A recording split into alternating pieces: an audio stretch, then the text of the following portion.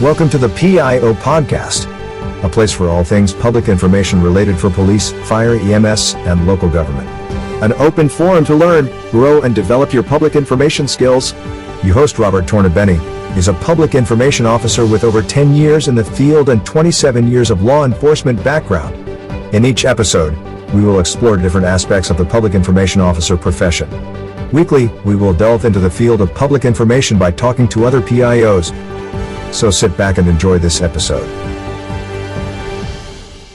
Episode 21. Good afternoon. Today on the show, we have Katie Nelson from Mountain View PD. She is the public relations coordinator for the Mountain View Police Department. Katie, thanks for being on the show. Well, thank you for having me. I'm excited. I'm very excited to have you on the show. You have so much background and history. You get to follow Chris Schoen. Chris he's a powerhouse, and it's got to be fun working out there with him and working for him now because he's the big guy. Absolutely. I got to interview him when he was a lowly deputy chief, so that was definitely that was definitely fun. Although he actually knew at the time when I interviewed him, he knew that he was going to be the chief. So fun for him. I'm so excited for him, and he's going to be an incredible powerhouse in law enforcement and in leadership for decades. So I'm really looking forward to seeing where he goes from wherever he goes with Mountain View. Yeah, he's kind of a once in a lifetime, boss and mentor. So I know I'm very lucky, and I don't take that for granted. So it's a real pleasure to come to work every day. I know not many people get to say that. Isn't it? It's fun. So like this position I picked up where I'm working at now in Elgin, Illinois, it's 7 minutes from my house. I couldn't have beat that. Very nice. And I was interviewing all over the country, and I'm thinking, there was nothing in Illinois at the time. So the opportunity presented itself, and now it's so fun to go to work because I'm right down the street and I can come home if I need to. And, right now that's a heck of a commute. I'm jealous. And now my wife is driving me back and forth to work. So it's even easier because of my foot. So Katie, how did you come into the public relations position at Mountain View? So I was a reporter at the San Jose Mercury News in 2014 or 15, excuse me. And I had a coffee meeting with the woman who was in the position before me, and I was covering public safety in the Silicon Valley area. I realized that the paper at the time did not have a very strong relationship with a lot of the agencies that, surrounded our area, lack of time and resources. And I'm a big believer in building relationships. So I came out and I met with her, and that was in May. And at the end of our conversation, she just randomly asked me as we were walking back to the police department, "Would you ever want my job?" And I kind of laughed and I just said, "Yeah, sure." Thinking that's never going to happen. I loved law enforcement, like long before I was in this role. About, I want to say October or November, I get a phone call from her and she said, "Hey, I'm leaving. Would you still like to apply for the job?" And I said, "Absolutely." Ended up having a coffee meeting with now Chief Shung, and I wore my best pair of pants that day. And I remember about 10 minutes in, all I could think was, this man is going to change my life, and I need to do everything I can to be able to work for him. So I begged, borrowed, stole whatever I could to try and convince him that I could be good here. And to his credit, and then Chief Max Bosell, they took a chance on a 25-year-old, and here I am 5.5 years later. Amazing. And you've really done some amazing things since you've been working for them. And we'll get into one of those in a little bit. What's your educational background? Your journalism major. Where did you go to college? I was not a journalism major, actually. I decided that I wanted to be very poor at a very young age, and I wanted to be an author. And so I went to college and earned my English degree at UC Berkeley. And thought I, at some point, wanted to go into politics. In high school, I remember thinking I wanted to be the first president or female president or whatever. And was in student government for a long time, and just by happenstance kind of fell into reporting in the college paper and fell in love with it. I've always loved to write. And that ended up becoming my career. And right out of college, fresh-faced 22-year-old landed in Lodi and Stockton for a family paper out there, and had the time of my life covering public safety. I had no ambition of covering public safety. When I first got there, I was actually the wine reporter, which was ironic because I didn't drink wine at the time. And my editor put me on the public safety beat one day after a very tense argument where I said I wanted no part in that, and went on my first ride along, fell in love, and I knew I was in the wrong line of work. Well, thankfully you found that out early, and you're at Mountain View, and kudos for that. That's awesome. The way people come into this profession is so varied. Some are in law enforcement, some are in journalism, some are in English, an English major or something along those lines. Yeah. But it's amazing how it's that passion that to be involved in public safety that kind of is the glue for all of that, because it's not a job that's easily done either. There's so many different facets that have to be considered. I think what's so interesting about this position too, and this job and this profession, is that every one of us is looking for purpose. And when we find it here, that's it. Like, there is no question. You can't imagine doing anything else. Yep. And you almost feel like you have a before and an after. You really remember before, and then you remember the moment that you realized, and everything since then has been the defining factors of your life. And for those people who believe in that and really love this profession, I think every one of them has a story like that. I agree with you. You had like an amazing opportunity to be one of the PIOs that worked the presidential inauguration. Okay. Yes. How did you get there? I understand Major Cities was one of the people that pushed for Major Cities organization, pushed for you to go there, but you're in a relatively small community. So it's not quite the major city community. How'd you get there? That's an excellent question. Dustin Sternbeck, who is the director of communications for the DC Police Department, had put out a call to major city chiefs saying, hey, we need some bodies for helping to kind of not just tell the story of the inauguration, but really this would be the first time during the pandemic where there were law enforcement agencies from all over the country coming in to protect President Biden and Vice President Harris as they were, as they took as they went into office. And there was a real chance there to tell a story with having easy access about just what it means to be in the profession right now, what it means to protect and serve. And I guess my name kept coming up, and I don't know how that happened, but whoever brought my name up, thank you so much. And Anthony Guglielmi, who is the public information officer for Fairfax County, actually eventually put us in touch. And I didn't think I was going to get a call. I was just like, this sounds great. If it works out, it works out. If not, that's fine. Because I realized, Mountain View is not a major city. We are not a part of MCCA. And Dustin called me in early January. I was eating a bag of Gushers at the time, and I didn't know who was calling me. My mouth was full, and I wasn't in any way professional when I answered the phone. And I guess that worked, and we had a lovely conversation. And a week later, I got an email saying they would like for me to be able to come out and help be a part of this initiative. And got on a plane in January, the dead of winter on the East Coast, and went out and had probably one of the most surreal experiences of my life. I never imagined that I would be present at an inauguration, let alone working one. And total credit to Dustin and his team in DC and Chief Conti out there and everybody else that participated that day. It was hustle from sunup to sundown, and what we were able to accomplish that day and the people that we met was just unbelievable. Was it just a 24-hour period, or was it multiple days?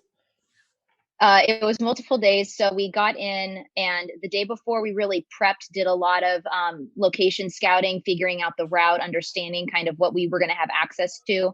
And then the day of the inauguration, we were up before dawn and getting out to the locations that we wanted to begin to interview everybody, because a lot of the law enforcement personnel that were there lining the road all the way from the Capitol up to the White House, they had to be there at like 2:33 in the morning. And so they were already out there. They were wide awake, ready to go. And we actually got to spend quite a bit of time interviewing officers from all over the country about their experiences, what it meant to be there that day, in spite of all of the conversation that had been happening nationally. How proud they were to serve in law enforcement, how proud they were to, watch the inauguration of the next president. It was really empowering, and it was it really reinforced why people love being in law enforcement. And it was just a fantastic experience. I don't think I processed it fully yet, because we were all in such work mode, but it was a pretty phenomenal 72 hours. What takeaways or what lessons did you get from participating? I think the biggest takeaway was, if you do not know how to pivot in the moment and really think on your feet when it comes to a major event, especially something of that scale, being a PIO is not for you. There was so much, even how meticulously an event like that is planned out. There were things that were changing 5-10 minutes beforehand, and you just had to kind of go with the flow. And it was frustrating during, at the time, because it was like, well, we had all of these things ready to go and our positions were set and all of that. But as you just kind of, go with it and you make those shifts, it really reinforced the ability for somebody to be adaptable easily and quickly, and understanding kind of the nuances of something of that scale. And also the teamwork that goes into that. I think a lot of times we feel siloed, or we're alone in an effort that we're trying to make, either with storytelling or with getting the word out. And there were 5 of us from across the country. For the most part, we had not met each other before. We had certainly not worked together before. And you have to be able to gel quickly and really, understand what people are good at. If somebody's really good at video or photo or interviewing or what have you, really kind of enhancing those skills and elevating them to be able to do that in the moment. And the partnerships that blossomed in just 24 hours were phenomenal. And, it was something where, if you have those skills, you are going to be the leader in public information and strategic communication. If you lack those, it's going to make your job really hard. It's got to be humbling too, because you have to realize you may be at the presidential inauguration, but at the same time, you're just an itty bitty cog in the whole big wheel. There's not a whole lot you can do once it starts moving. You just got to kind of, like you said, when a pivot comes, you've got to do it. Yeah, there are so many moving parts in an event like that, and really just understanding the magnitude of the moment. I had the fortune of having one other experience like that. I was in the Castro district in San Francisco when the Marriage Equality Act was passed, and I was standing on stage next to Harvey Milk's nephew and looking out. And at the time, I didn't realize, I was a reporter at the time, I didn't realize how momentous that occasion was. Looking back on the inauguration now, very much the same feeling of, I had no idea how big that was until I had people starting to ask all of us, what was it like? How did you feel? And most of us are shrugging and going, well, we did our job that day.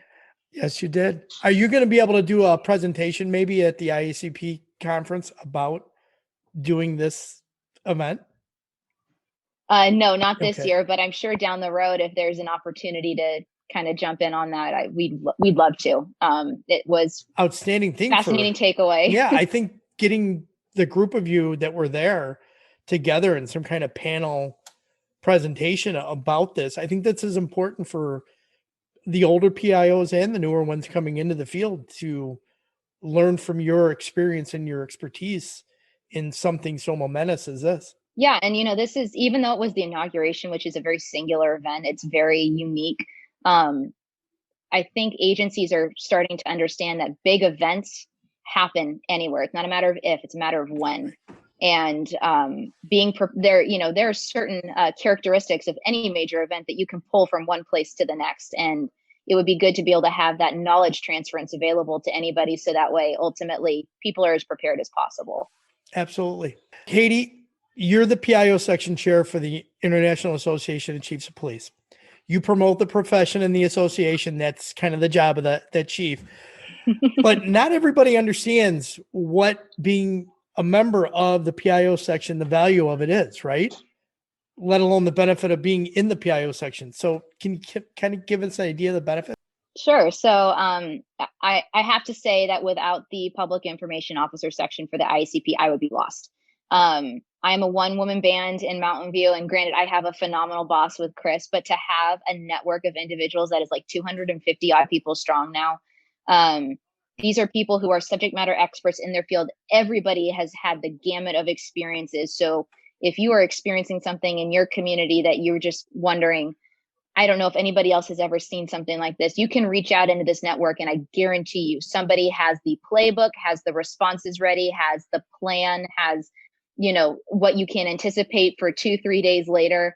The resources that are available in this section are unmatched, without question. And it's not just, you know, small or medium-sized agencies. We have, major cities in there as well. And so, not just being able to talk to those PIOs and understand what they're going through, but to have that support system and really that reservoir of opportunity for knowledge and for access to information, and all of that is just that's really what the PIO section is about.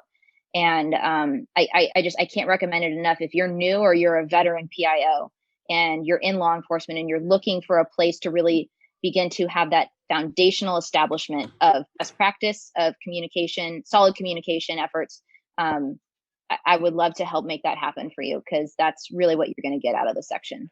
Katie, as law enforcement executives, the leadership that looks at the budget and they say, I can't afford to have my PIO in the Chiefs Association because it's X amount of dollars. What can a PIO say to their leadership? Say there's dollars that balance with that. I would say dollars to donuts. You're going to have a crisis at some point.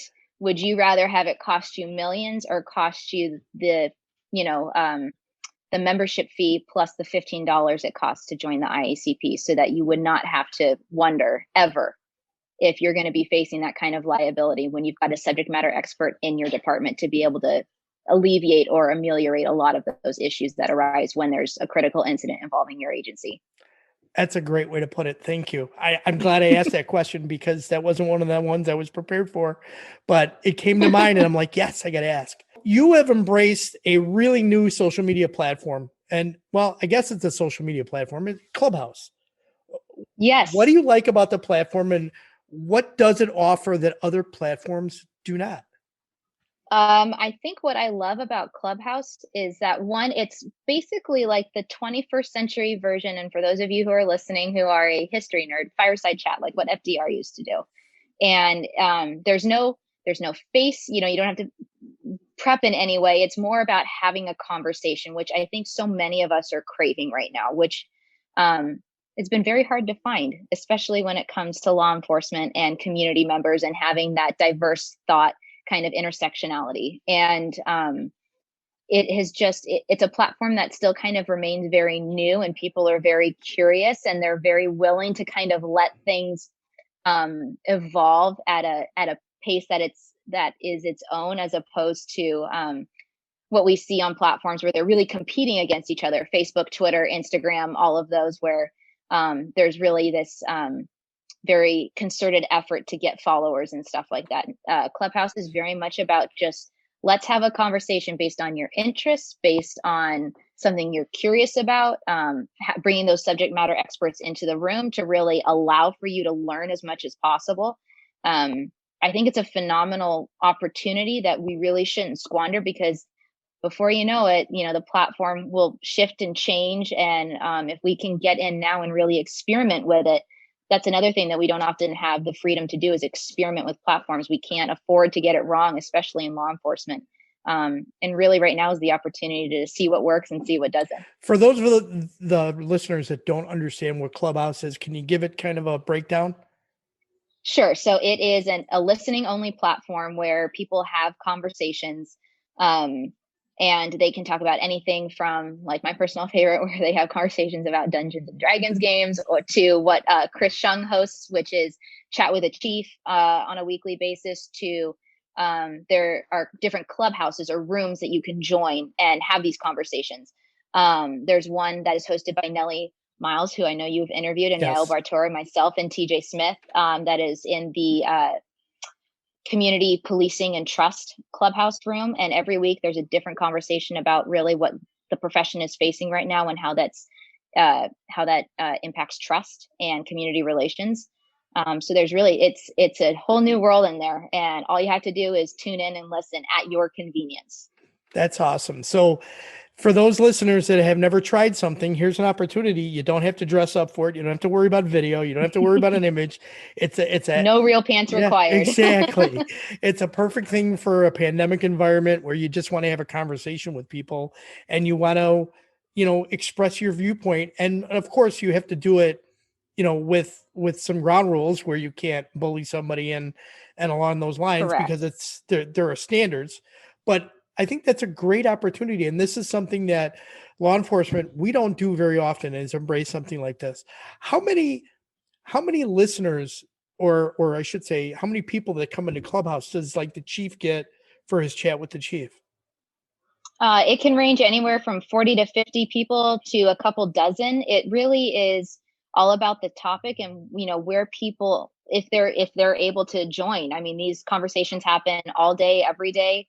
And sometimes people will be more interested in certain topics than others. But like, for example, Chief Shung had a conversation about coaching and leadership with one of our deputy chiefs here. And that conversation, I think, had upwards of 60 people in the room. That's amazing. There's been rooms. Yeah. And there's been, these are people from all over, right? And there have been rooms that I've been a part of where we've been talking about journalism and coverage of law enforcement. There were, 100 odd people in the room.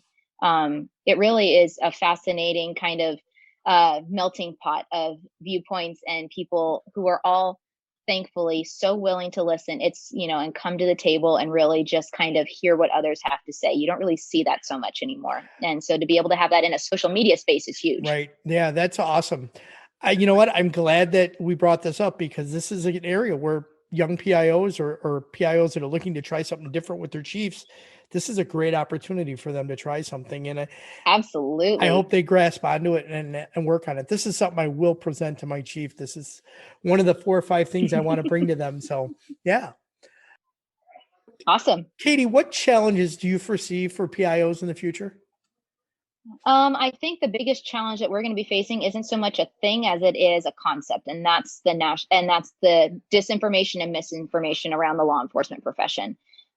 We have seen time and again, especially in the last couple of months, where the conversation around an incident has been so predominantly dominated by other voices, and the agencies have not jumped in when they should have or needed to. And there's this line from Ricky Bobby in Talladega Nights, and he says, if you're not first, you're last. And I think if PIOs are not given the keys to the kingdom, so to speak, or carte blanche in terms of being responsive in a digital space or being directly connected to a chief to build out messaging and talking points, I have a real concern that strategic communication for law enforcement agencies will become obsolete, and then the agencies themselves will be ignored. And that's not fair to the profession. That's not fair to the police departments. That's certainly not fair to the PIO. And so I really think we have to begin to think about how can we address those issues from a multifaceted approach and really kind of get buy-in, not just from the top down, but linearly in an organization around the concept of communication culture, the belief that communication, transparency, and accessibility and the efforts around that are really worth investing in. I think you're going to see some of those topics come up at the conferences here. Maybe not the mid-year conference, but at the end of the year in October. I'm sure that's going to be one of the major topics, and I'm sure Government Social Media Conference will be talking about this in some way, shape, or form. This is something that we as PIOs have to push with our leadership, and those are always battles to fight, because what happens is when they don't want to listen and you have an action, well, we've seen the responses. Yeah. They become devastating for the agency. You're absolutely right. And I tell this every time I teach somewhere. I say silence is an answer. It's the most damning, the most damaging thing an agency can have when it comes to conversations and narratives around something that happened either nationally or locally. And I hope there are leaders, especially, who can kind of lead the charge on making the change to be more vocal. great point, because we've seen just recently agencies that have shut off their social media, discontinued, locked up their website. You can't do that in this age. You have to speak. You can't be in the vacuum. The vacuum is not going to help you at all. No, and it totally sucks. All the negativity that comes with, negative incidents or, critical incidents. But stay the course and reach out to your networks, lean on them as you need to. The support out there is vast. You just got to go. You just got to ask. Yep. I agree. All right, Katie, we're going to change this up. We're going to go to some rapid fire questions. It's something simple. Okay. Vanilla or chocolate? Vanilla. It's the basis for everything else. There you go. A binge-worthy TV show? Oh, okay. If we're talking about one season only, I would say Godless or The Witcher. But if we are talking about TV shows where the story comes full circle, Deadwood or The Wire, except for the second season. You can skip that one. Okay. What inspires you?